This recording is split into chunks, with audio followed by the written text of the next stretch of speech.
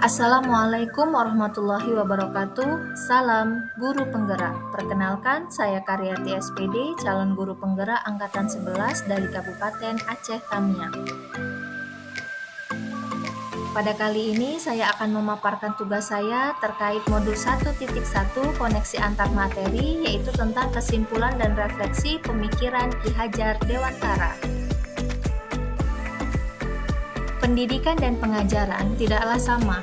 Pendidikan pada hakikatnya adalah menuntun segala kodrat yang ada pada anak, agar mereka dapat mencapai keselamatan dan kebahagiaan yang setinggi-tingginya, baik sebagai manusia atau sebagai anggota masyarakat. Sedangkan pengajaran adalah salah satu bagian dari pendidikan. Pengajaran adalah pendidikan dengan cara memberi ilmu atau berfaedah buat hidup anak-anak, baik lahir dan batin.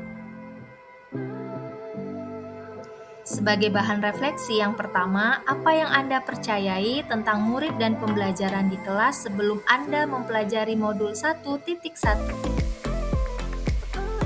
Sebelum mempelajari modul 1.1, yang pertama, pembelajaran yang saya lakukan yaitu berpusat kepada guru, di mana guru lebih dominan dibandingkan dengan murid. Yang kedua, ketercapaian berdasarkan KKM.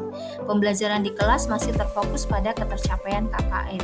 Yang ketiga, saya lakukan hanya transfer materi ajar. Di sini saya menuntut murid menguasai materi sesuai dengan kompetensi yang ditetapkan kurikulum, tanpa melihat bahwa kemampuan tiap anak berbeda. Yang keempat, saya murid sebagai objek pembelajaran.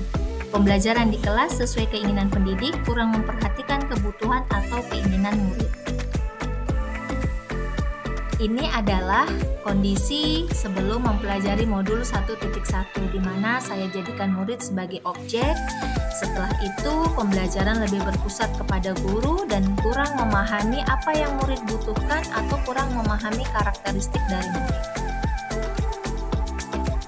Dari hasil refleksi yang pertama, untuk yang kedua, apa yang berubah dari pemikiran dan perilaku Anda setelah mempelajari modul 1.1?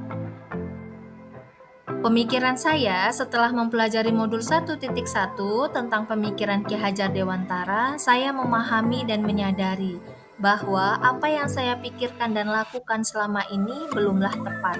Sehingga setelah mempelajari modul 1.1 ini, yang saya lakukan yang pertama yaitu student center. Di sini pembelajaran berpusat pada murid sebagai subjek pembelajaran. Yang kedua, guru hanya sebagai fasilitator. Di sini saya menuntun murid mengembangkan potensi bakat dan minat sesuai kodrat alam dan kodrat zaman. Yang ketiga, menghargai berbagai macam perbedaan. Saya pahami bahwa setiap karakteristik murid itu memiliki perbedaan dan keunikan masing-masing. Yang keempat, saya lakukan dengan menciptakan pembelajaran yang menarik dan menyenangkan secara berdiferensiasi. Selain itu, peran saya harus ikhlas dan sabar. Di sini, pendidik harus penuh kesabaran dan keikhlasan dengan segala ketulusan hati.